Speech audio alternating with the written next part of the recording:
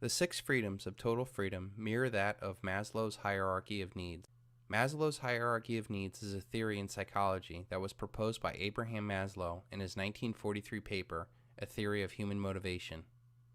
Maslow's hierarchy of needs is often portrayed in the shape of a pyramid, with the largest and most fundamental levels of needs at the bottom, and the need for self-actualization at the top. The most basic need is for survival. The body produces real physical reactions if it does not get food, water, air, or sleep. Once the basic needs are met, safety becomes the most important need. The need for personal and financial security becomes most important.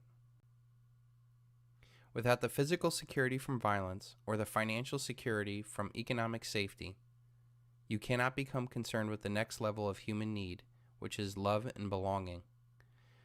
Once these two basic needs are met, you have a firm foundation to become emotionally involved with others. This can come in the form of friendship, intimacy, and family. With the acceptance of a loving community, a person now has the ability to move on to his next need of self-esteem. This level allows the person to have self-respect or confidence independent of what others think. This also shows in a more narcissistic lower version where a need for constant praise and respect of others. What a man can be, he must. Abraham Maslow. The final step is self-actualization.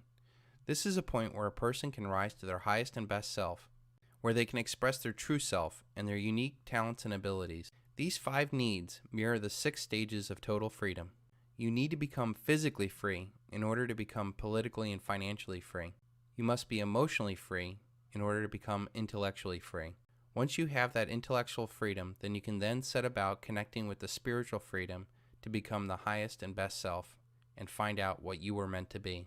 It is very important that we understand that what is true for a single human is also true for human society. If a society does not have food or water, they cannot have a stable political system or a functioning economy. Without the safety of a stable society, interpersonal relationships suffer as people scramble to meet their own physical needs. Without an emotionally healthy society, we cannot produce the intellectual or spiritual thinkers needed to guide and inspire society to its highest levels. So much of what we are going to see later on in this project revolves around social predators keeping humanity at its most basic levels so that no man or society challenges the power that they have.